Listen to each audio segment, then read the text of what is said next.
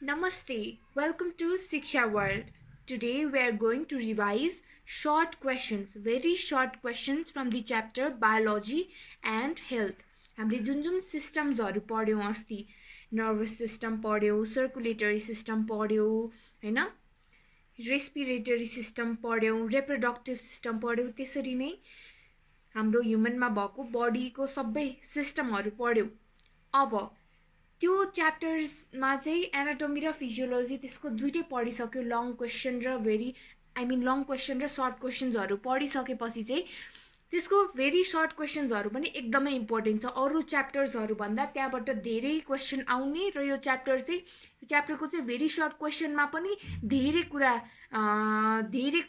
ज्ञान लिन सकिने खालको भएकोले गर्दाखेरि चाहिँ मैले यसको भेरी सर्ट क्वेशन्स पनि डिस्कस गर्न जाँदैछु. र यसमा चाहिँ के हुन्छ भन्दाखेरि while we discuss the very short questions, मैले एउटा question भनिसक्दाखेरि you should be researching about two other more questions. जस्तै मैले एउटा क्वेशन भने being a science student तिमीले त्योसँग रिलेटेड अर्को दुईटा क्वेशन चाहिँ रिसर्च गर्नुपर्छ अनि बल्ल सबै क्वेशनहरु चाहिँ इन्क्लुड हुन्छ र इनफ हुन्छ एक्जाम पोइन्ट अफ भ्यू को लागि. बट यो अहिले हामीले पढ्न आँटेको क्वेशनहरु चाहिँ सबैभन्दा इम्पोर्टेन्ट क्वेशनहरु लिएर चाहिँ मैले एक्सप्लेन गर्न आँटेको छु. So let's start.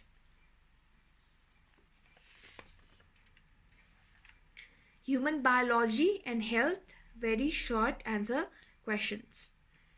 So number 1 मा के छ त भन्दाखेरि name the place where actual exchange of gases takes place inside the lungs.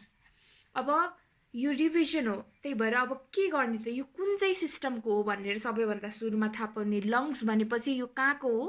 हाम्रो रेस्पिरेटरी सिस्टमको, हाम्रो ब्रिदिङ एन्ड ब्रिथ आउट को च्याप्टर हो. यो हामीले पहिले डिस्कस गरिसकेको क्वेशन हो. एक्चुअल ग्यासेस एक्सचेन्ज चाहिँ हाम्रो लङमा हुन्छ हैन, तर लंग्सको पनि कुन चाहिँ पार्टमा हुन्छ त? मैले एकदम एम्फसाइज गरेर भनेको कुरा हो एल्भियोलाई.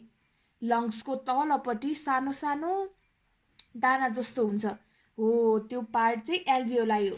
त्यही भएर between the alveoli and a network of tiny blood vessels called capillaries which are located in the wall of alveoli. कहाँ हुने रहेछ त ग्यासेस एक्सचेन्ज चाहिँ? बिट्विन द एल्भियोलाई र टाइनी ब्लड भेसल्स को नेटवर्कहरु जसलाई क्यापिलरीज भनिन्छ, जुन चाहिँ वाल अफ एल्भियोलाईहरुमा हुन्छ हो. त्यसमा चाहिँ ग्यासियस एक्सचेन्ज अकर गर्ने गर्छ. Now next question is what is double circulation? अब सर्कुलेसन भन्ने बित्तिकै केसँग रिलेटेड भयो त? कार्डियोसँग. कार्डियो भनेको हाम्रो हार्टसँग रिलेटेड. हामीले सर्कुलेसन पढेको थियो कि थिएन? बडीको सर्कुलेसन पढेको थियो. के पढेको थियो हामीले? पल्मोनरी सर्कुलेसन र सिस्टमिक सर्कुलेसन पढेको थियो. सो डबल सर्कुलेसन भनेको चाहिँ के हो त? Double circulation is a type of circulatory system that occurs in mammals in which the blood passes through the heart twice before completing a full circuit of the body. Full circuit of the body complete गर्नुभन्दा अगाडि चाहिँ blood passes twice the heart भनेको एउटा भनेको pulmonary circulation मा between heart and lungs, pulmonary सर्कुलेसनमा between heart and lungs. यहाँ एकचोटि हार्टले पार्टिसिपेट गरिसक्यो, फेरि सिस्टमिक सर्कुलेसनमा between heart and other organs फेरि हार्टले पार्टिसिपेट गर्यो. त्यही भएर दुईचोटि हार्टले पार्टिसिपेट गरेको सर्कुलेसन भएकोले गर्दाखेरि डबल सर्कुलेसन बनिएको. र यो सर्कुलेसन चाहिँ युजुअली म्यामल्समा हुन्छ. हामी म्यामल्सहरुमा यो हुन्छ. यदि यो कुरा यो पल्मोनरी सर्कुलेसन र सिस्टमिक सर्कुलेसन चाहिँ बुझेको छैन भने once again go through the circulatory system and watch that you explain गरेको video. It's very important. Okay, so next is which hormone controls osmoregulation? अब hormone भनेपछि के हो भयो त? hormone भनेपछि endocrine system. endocrine system मा सबै हामीले hormones, enzymes हरुको बारेमा पढिसक्यो. सो कुन hormone ले चाहिँ हाम्रो osmoregulation लाई कन्ट्रोल गर्छ त? antidiuretic hormone or vasopressin. कुन? ADH, antidiuretic hormone or vasopressin ले चाहिँ जुन चाहिँ पिट्युटरी ग्ल्यान्डले सेक्रेट गरेको हो त्यसले हाम्रो अस्मोरेगुलेसन भनेको साल्ट वाटर ब्यालेन्स, बडीको साल्ट वाटर ब्यालेन्सलाई चाहिँ एन्टिडिउरेटिक हर्मोन र भ्यासोप्रेसिनले कन्ट्रोल गर्छ।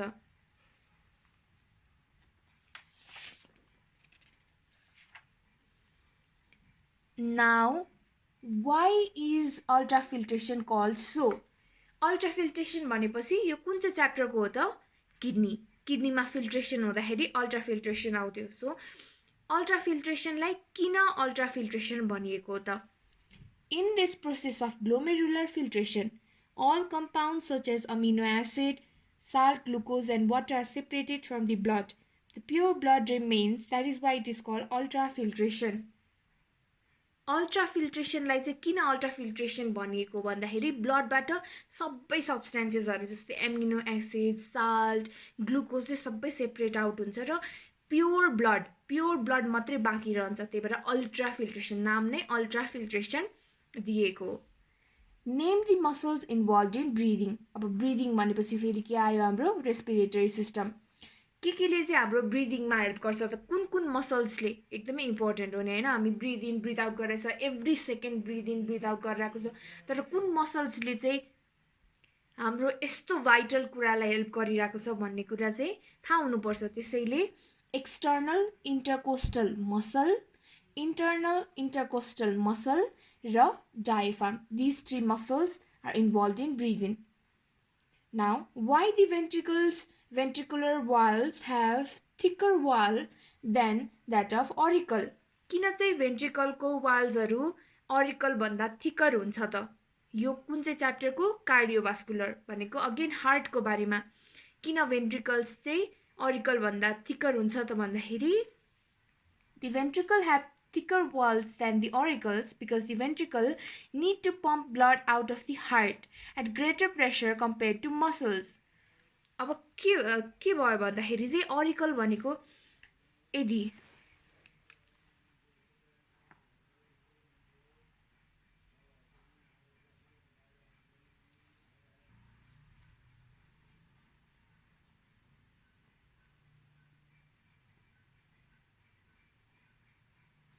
Right auricle, right ventricle, left auricle, left ventricle भयो हैन?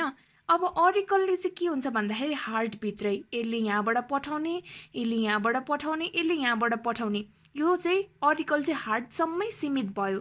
तर भेन्ट्रिकलले चाहिँ के गर्यो? होल बडीलाई पठायो नि त, होल बडीलाई ब्लड पठाउने काम गर्यो भेन्ट्रिकलले त। त्यही भएकोले गर्दाखेरि धेरै प्रेसर चाहिन्छ हाम्रो भेन्ट्रिकललाई चाहिँ। अरिकलले त हार्टभित्रै ब्लड पम्प गर्यो, तर हाम्रो भेन्ट्रिकलले होल बडीलाई पठाउँदाखेरि एकदम धेरै ग्रेटर प्रेसर चाहिन्छ। त्यो ग्रेटर प्रेसरलाई रेजिस्ट गर्नको लागि चाहिँ हाम्रो भेन्ट्रिकलको वाल्सहरू थिकर हुन्छ। त्यही हो। So what is pellagra? Pellagra भनेको चाहिँ कस्तो खालको कन्डिसन हो? के हो त? यो भाइटामिनसँग रिलेटेड कुरा हो। So pellagra is a synthetic disease that results from severe vitamin B3, that is niacin deficiency. It is characterized by 3Ds भनेको डिमेन्सिया, डायरिया र डर्माटाइटिस। यसले के भन्न खोजेको भन्दाखेरि पेलेग्रा भनेको यस्तो सिन्थेटिक डिजिज हो जुन कुन कन्डिसनमा हुन्छ त? हाम्रो भाइटामिन B3 हैन? भाइटामिन B3 चाहिँ हाम्रो बडीमा कम भयो भने हामीलाई पेलेग्रा हुन सक्छ, र यो पेलेग्रा भयो भने चाहिँ हामीलाई डिमेन्सिया, डायरिया र डर्माटाइटिस हुन सक्छ। डायरिया भनेको थाहा छ, डर्माटाइटिस भनेको चाहिँ के हो त? डर्माटाइटिस भनेको इचिङ जस्तो, चिलाउने हैन? अब चिलाएर घाउ हुने जस्तो खालको कन्डिसन हुन सक्छ। So this is pellagra.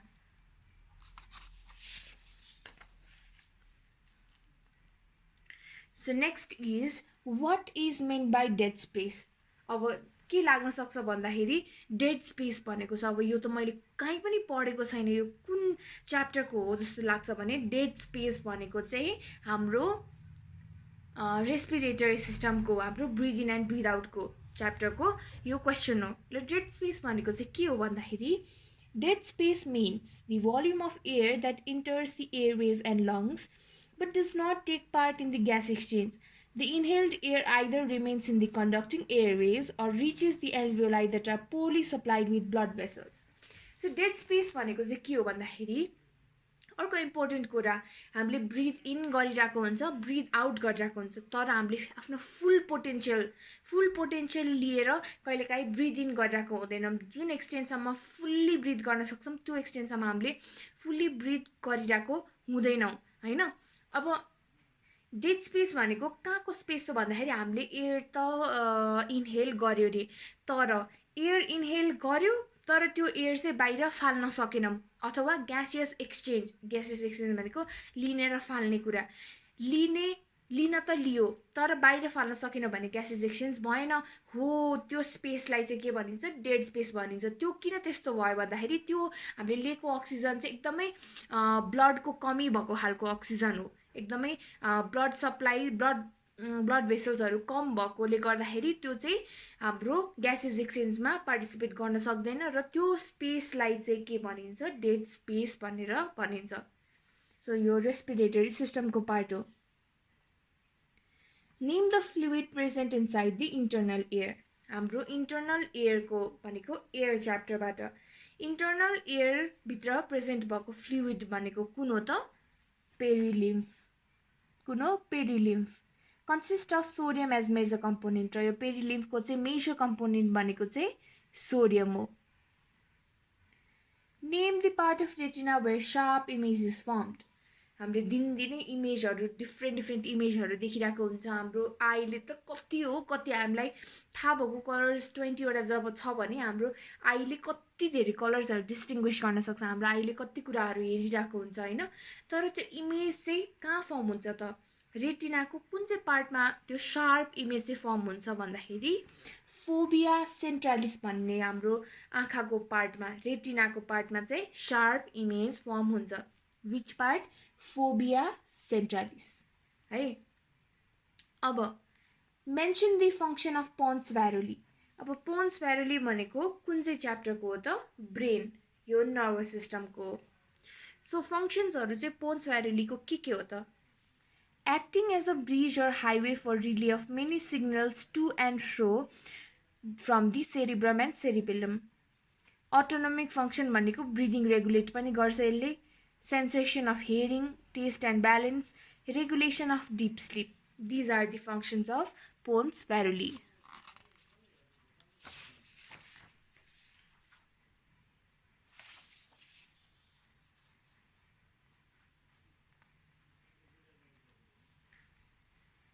What is PEM? PEM भनेको चाहिँ के हो त? PEM भनेको चाहिँ protein energy malnutrition, which refers to a form of malnutrition that develops in children and adults whose consumption of protein and energy is insufficient to satisfy the body's nutritional need. Kwashiorkor and marasmus is the type of PEM. PEM भनेको के किन होला जस्तो लाग्छ, तर हाम्रो बडीमा भएको मालन्युट्रिसन हो। यो भनेको प्रोटिन र एनर्जीको हाम्रो बडीमा डेफिसियन्सी भयो भने चाहिँ हामीलाई मालन्युट्रिसन हुन सक्छ। त्यो कन्डिसनलाई चाहिँ PEM भनेर भनिन्छ। र यसको एक्जाम्पल भनेको चाहिँ एकदम राम्रो एक्जाम्पल भनेको क्वासियर्कर, त्यो भनेको बच्चाबच्चीहरूको एकदम धेरै मालन्युट्रिसन, एकदमै दुब्लो भएर खुट्टाहरू पनि बाङ्गिने कन्डिसन हुन्छ नि, त्यसलाई क्वासियर्कर अर मारस्मस भनिन्छ। So which pigment enables us to see in the dark? यो त थाहा भएको कुरा हो, कति भनिरहेको कुरा हो यो। यसको एन्सर भनेको रोडोप्सिन पिगमेन्ट हो। रेटिनल, भाइटामिन ए अनि opsin pigment enables us to see in the dark. So what is vital capacity? अब भाइटल क्यापेसिटी भनेको अगेन यो कुन च्याप्टरबाट आयो भन्दाखेरि रेस्पिरेटरी सिस्टमबाट। What is vital capacity? It is the maximum amount of air a person can expel from the lungs after a maximum inhalation. It is equal to the sum of inspirated reserve volume, tidal volume and expirated reserve volume. A normal human adult has a vital capacity between 3 to 5 liters. अब यो तिमीलाई tidal volume, expiratory reserve volume, inspiratory reserve volume चाहिँ अहिले यो लेभलमा चाहिँ त्यति धेरै पढिसक्नु पर्दैन। तर भाइटल क्यापेसिटी भनेको चाहिँ एकदमै ब्रिफमा भन्दाखेरि के हो भन्दाखेरि अघि मैले भने नि, हाम्रो जति सास लिन सक्ने क्यापेसिटी हो त्यो फुल्ली चाहिँ हामीले सास फेरेको हुँदैनौँ हैन। त्यो एक्चुअली आफैले ट्राई गर्दा पनि हुन्छ। त्यसैले गर्दाखेरि चाहिँ जुन कन्डिसनमा चाहिँ हामीले एकदमै फुल क्यापेसिटीसम्म हामीले इन्हेलेसन सास फेरेको हुन्छौँ हैन, फुल क्यापेसिटीसँग सास फेरेको हुन्छौँ र फुल क्यापेसिटीमा पुरै त्यो सास फाल्यौँ भने चाहिँ त्यो कन्डिसनलाई भाइटल क्यापेसिटी भन्छ। त्यही भनेको it is the maximum amount of air a person can expel from the lungs after a maximum inhalation. So त्यो चाहिँ कति हुन सक्छ त 3 to 5 liters.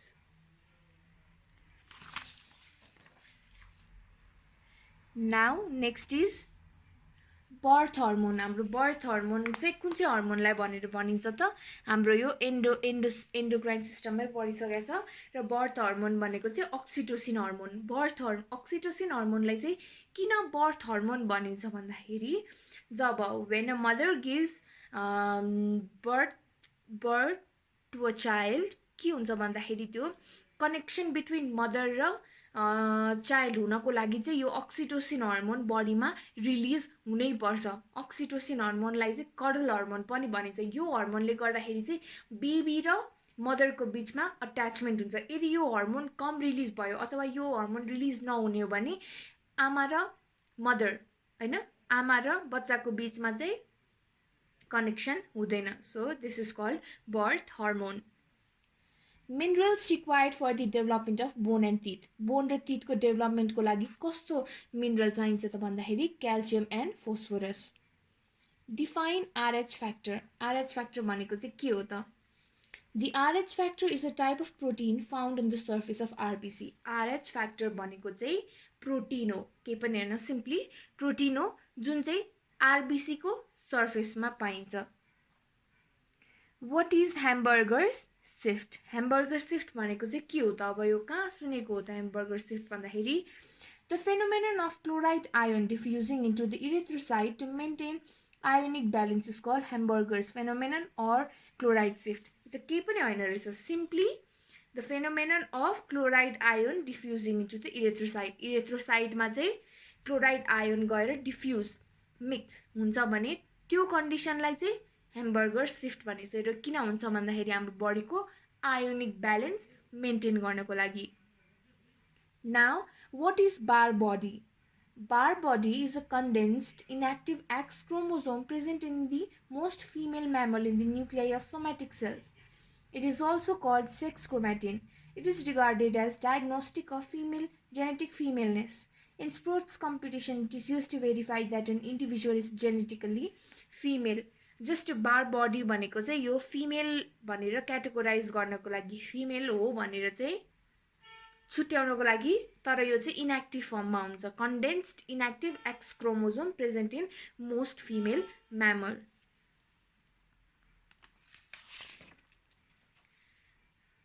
सो नेक्स्ट के छ हाम्रो dental formula of adult man.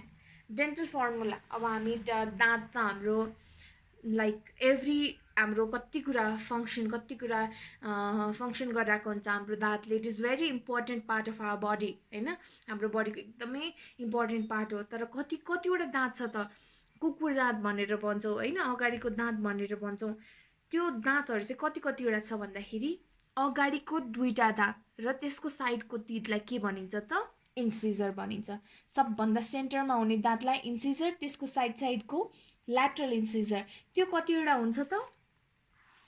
Left साइडमा एउटा र राइट साइडमा एउटा। अर्को चाहिँ जे हो सेन्ट्रल इन्साइजर र ल्याटरल इन्साइजर कम्बाइन गरेर इन्सिजर भनेर भनिएको हो। त्यो इन्सिजर चाहिँ कतिवटा छ त? दुईटा लेफ्ट साइडमा, दुईटा राइट साइडमा। केनाइन पनि कुकुर दाँत भनेको एउटा राइट साइडमा एउटा लेफ्ट साइडमा। प्रिमोलार दुईटा राइट साइडमा दुईटा लेफ्ट साइडमा, र मोलार तीनटा लेफ्ट साइडमा र तीनटा राइट साइडमा हो। त्यसै गरी माथि जतिवटा छ तल पनि त्यतिवटै हुनको लागि इन्टु 2 गरेपछि हाम्रो टोटल टिथ चाहिँ 32 यसरी भएको। Now most toxic excretory product in our body produced in our body. हाम्रो बडीमा कति धेरै टक्सिक प्रडक्टहरू बनिरहेको हुन्छ, हामीले त्यसलाई वेस्ट प्रडक्ट जसरी फालिरहेको हुन्छौँ। तर सबैभन्दा टक्सिक एक्सक्रिटरी प्रडक्ट चाहिँ कुन हो त हाम्रो बडीमा प्रड्युस हुने भन्दाखेरि that is ammonia. Now state ionic theory. Ionic theory भनेको चाहिँ के हो त?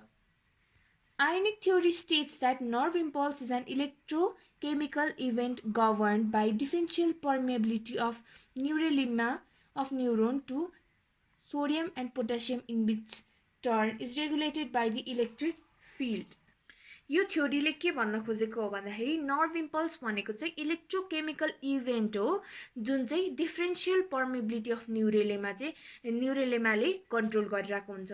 के हो नर्भ इम्पल्स भनेको इलेक्ट्रोकेमिकल इभेन्ट हो जुन चाहिँ डिफरेन्शियल पर्मिबिलिटी अफ न्यूरोनले कन्ट्रोल गरिरहेको हुन्छ र यसले के गर्छ इलेक्ट्रिक फिल्डहरुलाई पनि कन्ट्रोल रेगुलेट गर्छ।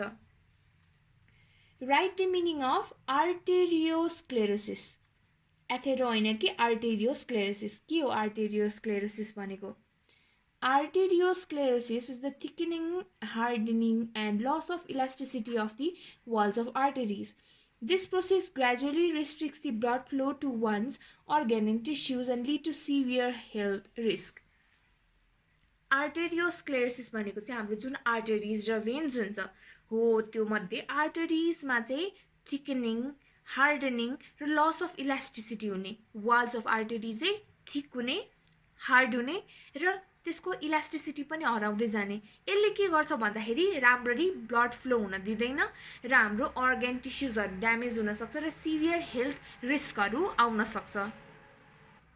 नेक्स्ट इज हाम्रो इमर्जेन्सी हार्मोन। इमर्जेन्सी हार्मोन भनेको चाहिँ कुन हार्मोनलाई भनिन्छ त? That is adrenaline hormone secreted by adrenal medulla. त्यही भएर त हाम्रो इमर्जेन्सी एकदम इमर्जेन्सी भएको बेला के हुन्छ रश हुन्छ नि त। त्यही भएर एड्रेनालिन हार्मोनलाई चाहिँ रश हार्मोन पनि भनिन्छ।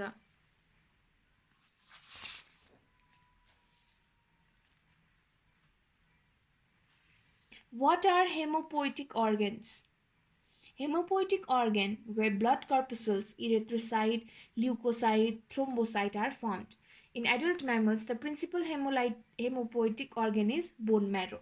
Hemopoetic organ भनेको सिम्पली के हो त जहाँ चाहिँ इरिथ्रोसाइट, ल्युकोसाइट, थ्रोम्बोसाइटहरु फर्म हुन्छ र हाम्रो बडीमा भएको सबैभन्दा main organ, main haemopoietic organ भनेको चाहिँ बोन म्यारो हो। What is gluconeogenesis? ग्लुकोनियोजेनेसिस भन्ने बित्तिकै चाहिँ नियो हैन जेनेसिस, ग्लुकोनियोजेनेसिस भनेमा जेनेसिस भनेको के हो? जेनेसिसको मिनिङ भनेको चाहिँ फर्मेसन हो। लाइसिस भनेको ब्रेकडाउन हो, जेनेसिस भनेको फर्मेसन हो। भनेपछि यो यसबाट थाहा हुन्छ कि केही न केही बनिरहेको छ भनेर हैन। Gluconeogenesis is a process by which liver converts non-carbohydrate such as fat, amino acid, lactic acid, etc. into glucose. The purpose is to regulate blood sugar level in the body. के बनिरहेको रहेछ त? केही त बनिरहेको छ। के बनिरहेको रहेछ? ग्लुकोज बनिरहेको। ग्लुकोज चाहिँ non carbohydrate, fats, amino acid र ल्याक्टिक एसिडबाट बन्दैछ भने त्यो कन्डिसनलाई ग्लुकोनियोजेनेसिस भनिन्छ। यो किन हुन्छ त? यो यसको पर्पस के हो त? To regulate the blood sugar level in the body. कसैको ब्लड सुगर हाई हुन्छ, लो हुन्छ हो, यसैले चाहिँ रेगुलेट गर्छ। So next is define the term peristalsis. So peristalsis भनेको चाहिँ GIT भनेको हाम्रो gastrointestinal system सँग रिलेटेड हो।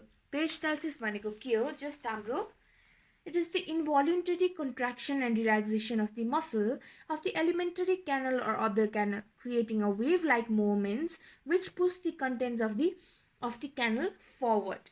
यो भनेको चाहिँ हाम्रो पेटमा हुने alimentary canal भनेको सबै एलिमेन्टरी क्यानल भन्ने बित्तिकै सबै इन्टेस्टाइनहरु देखि लिएर भित्रको अर्गन्सहरु हैन, पेट, स्टमकहरु सबै त्यहाँ भएको भित्रको चाहिँ मसल्सहरुलाई रिल्याक्सेसन र कन्ट्र्याक्सन गराउने त्यो कन्डिसनलाई पेरिस्टाल्सिस भनिन्छ। र कन्ट्र्याक्सन गराएर पुशिङ त्यो के रे हाम्रो खाएको कुराहरु चाहिँ एनल क्यानलतिर पुश गरेर त्यसलाई एक्सक्रीट गराउनेतिर लग्ने त्यो कन्डिसनलाई पेरिस्टाल्सिस भनिन्छ। Name the pigment found in bile. बाइलमा पाउने मेन पिगमेन्ट्सहरु चाहिँ के हो त? पित्त थैलीमा हैन, पित्त भनेर भनिन्छ नि त हो। त्यो त्यहाँनेरि पाउने मेन पिगमेन्ट्सहरु भनेको चाहिँ बिलिरुबिन र बिलिवर्डिन। बिलिरुबिन, बिलिवर्डिन। सो यो दुईटा पिगमेन्ट्स चाहिँ हो। Next is name two neurotransmitters. अब यो कहाँ पढेको त? न्युरोट्रान्समिटर्स भनेपछि हाम्रो ब्रेनको इम्पल्सेसहरू। न्युरोट्रान्समिटर भनेको हाम्रो के हो? बडीको केमिकल मेसेन्जर। ब्रेन च्याप्टरमा पनि पढेको हो यो कुरा। नर्भस सिस्टममा न्युरोट्रान्समिटर्स भनेको हाम्रो बडीको केमिकल मेसेन्जर। एउटा भनेको सिम्पेथेटिक, अर्को भनेको प्यारासिम्पेथेटिक। सिम्पेथेटिकमा के थियो? नरएपिनेफ्रिन र एपिनेफ्रिन थियो भने प्यारासिम्पेथेटिकमा एसिटाइलकोलिन थियो। सो जे लेख्दा पनि एसिटाइलकोलिन, नरएपिनेफ्रिन दुईटा लिस्ट गर्ने एकदमै सोधेको क्वेसन हो। अर्को इज एन्डोक्राइन पार्ट अफ प्यानक्रियास। प्यानक्रियाको एक्सोक्राइन र इन्डोक्राइन, किन भन्दाखेरि प्यानक्रियास भनेको मिक्स ग्ल्यान्ड हो। यसमा एक्सोक्राइन र इन्डोक्राइन पार्ट छ र प्यानक्रियासको एन्डोक्राइन पार्ट भनेको चाहिँ आइलेट्स अफ ल्याङ्गरान्स हो। Next is what is antibody. Antibody भनेको चाहिँ के हो त? हामी एन्टिबडी भनेको भन्ने गर्छौँ। अहिले कोरोना भाइरसको बारेमा बेलामा पनि हैन कति एन्टिबडी भनेको भने हुन्छ हामी, तर एन्टिबडी भनेको चाहिँ के हो त? Antibody is a blood protein recruited by the immune system to identify and neutralize foreign objects like bacteria and virus. Each antibody has a unique target known as antigen present on the invading organism. Just like every lock has a signal key, an antibody has a signaling antigen key. Sorry, antigen भएछ, antigen हो है यो, antigen key. Antibody भनेको चाहिँ हाम्रो body भित्र भएको यस्तो ब्लड प्रोटिन हो हैन, जसले चाहिँ बाहिरको एन्टिजेनलाई चाहिँ एट्र्याक्ट गर्ने गर्छ, आइडेन्टिफाई गर्ने, त्यो बाहिरको एन्टिजेनलाई चिन्ने काम गर्छ हैन, आइडेन्टिफाई गर्ने त्यो हाम्रो बडीको ब्लड प्रोटिनलाई चाहिँ एन्टिबडी भनिन्छ। र इच एन्टिबडी, एउटा एन्टिबडीको एउटा आफ्नै युनिक एन्टिजेन हुन्छ। जस्तै every lock has its own key, like separate खालको एन्टिबडीलाई सेपरेट एन्टिजेन हुन्छ। In what form is oxygen transported to tissues. अब अक्सिजन त छ, अक्सिजन हाम्रो टिस्युजमा पठाउनु पर्यो। अब हार्टबाट प्युरिफाई भएपछि भेन्ट्रिकल्सबाट होल बडीको टिस्युमा पठाउनु पर्यो। तर अक्सिजन चाहिँ टिस्युमा कुन चाहिँ फर्ममा चाहिँ जाँदो रहेछ त भन्दाखेरि oxygen is transported to tissues in the form of oxyhaemoglobin. The RBC contain a pigment called hemoglobin, each molecule of which binds 4 oxygen molecule. Hormone secreted by corpus luteum, steroid hormone called progesterone. हाम्रो corpus luteum ले चाहिँ, corpus luteum भनेको reproductive system सँग related. corpus luteum ले कुन चाहिँ hormone चाहिँ secrete गर्दो रहेछ? steroid hormone called progesterone. progesterone hormone चाहिँ यसले secrete गर्छ। Next is why blood group A person cannot donate blood to blood group B person. अब यो भनेको चाहिँ हाम्रो डेली लाइफमा है, तिम्रो ब्लड ग्रुप के हो भन्दाखेरि कुनै जाँच गराउँदाखेरि ब्लड ग्रुप ए, कसैको ब्लड ग्रुप बी, कसैको blood group O positive, O negative, A positive, B positive, AB positive हुने हुन्छ। तर हामी चाहिँ एलाई एमै ट्रान्सफर गर्छौँ, बीलाई बीमै ट्रान्सफर गर्छौँ। त्यो चाहिँ किन हुन्छ त? किन ए को चाहिँ बीमा ट्रान्सफर गर्न मिल्दैन भनेर त कतिलाई सोच आएको होला नि त। हो, यो किन हुँदैन त भन्दाखेरि blood group A and blood group B are incompatible. First of all त यो दुईटा incompatible भनेको similar छैन। If a person having blood group A donates blood to person having blood group B, the donor cells will be attacked by the receiver's immune system, which may cause shock, kidney failure and death of the receiver. अब दिन त दियो हैन, blood group ए ले blood group be लाई दियो, तर के हुन्छ भन्दाखेरि जसले दिएको हुन्छ डोनर, त्यसको सेल्सहरू चाहिँ, त्यो ब्लड ग्रुपको सेल्स, त्यो ब्लडको सेल्सहरू चाहिँ रिसिभ गर्ने मान्छेको इम्युन सिस्टमले एट्याक गरिदिन्छ। एट्याक भएपछि के हुन्छ? अट्याक भिडन्त भयो जस्तै एट्याक भएपछि के हुन्छ? सक हुन्छ, बडीमा सक हुन्छ, किडनी फेलियर हुन्छ र डेथ हुन्छ अल्टिमेटली। सो एकदमै डेन्जरस हो यो कुरा चाहिँ। Next is stroke volume. Stroke volume भनेको चाहिँ के हो त? Stroke volume is the amount of blood pumped by the left ventricle of the heart in one contraction. It is about 70 ml per heartbeat. Stroke volume भनेको simply amount of blood pumped by the left ventricle. Left ventricle ले pump गर्ने blood हो र यो चाहिँ 70 ml per heartbeat हुन्छ। एउटा हार्टबिटमा 70 ml per blood चाहिँ यसले pump गर्छ। What is the role of arteries? Artery को role चाहिँ के हो त? Arteries, the blood vessel, carry blood away from the heart under pressure. Arteries ले चाहिँ के गर्छ? हार्टबाट away blood लाने काम गर्छ. Hormones resulting in growth of human body. Growth, हाम्रो बडीको ग्रोथ हैन, बढिरहेको हुन्छ, हाइट बढिरहेको हुन्छ, हाम्रो मसल्सहरु बढिरहेको हुन्छ, ग्रोथ भइरहेको हुन्छ बडीको. त्यो चाहिँ कुन चाहिँ हार्मोनले गराउँछ भन्दाखेरि सोमाटोट्रोपिन हार्मोनले गराउँछ. Next is what is grey matter? Grey matter भनेको चाहिँ कहाँ कुन पार्टको हो त? हाम्रो कुन सिस्टमको भन्दाखेरि सीएनएस, हाम्रो ब्रेनको बारेमा. ग्रे म्याटर भनेको के हो त? Gray matter is a major component of CNS, brain and spinal cord, which consist of neuronal cell bodies, that is cytones, dendrites, unmyelinated axon, glial cells, synapses र capillaries. यो भनेको चाहिँ हाम्रो ब्रेन र स्पाइनल कर्डको एकदम मेजर कम्पोनेन्ट हो, जुनमा चाहिँ न्यूरोनल बडिजहरु भनेको न्यूरोनमा के पार्ट्सहरु थियो? एक्सोन, डेन्ड्राइट, क्यापिलरिजहरु थियो नि. हो, त्यो कन्सिस्ट गर्ने हाम्रो ब्रेनको एकदमै इम्पोर्टेन्ट सब्स्टेन्सलाई ग्रे म्याटर भनेर भनिन्छ हैन. Includes region involved in. कुन रिजन्सहरु चाहिँ इन्भल्भ हुन्छ? जस्तै मसल कन्ट्रोल भयो हैन, अब हेर्ने, आँखा हेर्ने, hearing, memory, emotions, speech, decision मेकिङहरुमा चाहिँ यसले हेल्प गर्छ.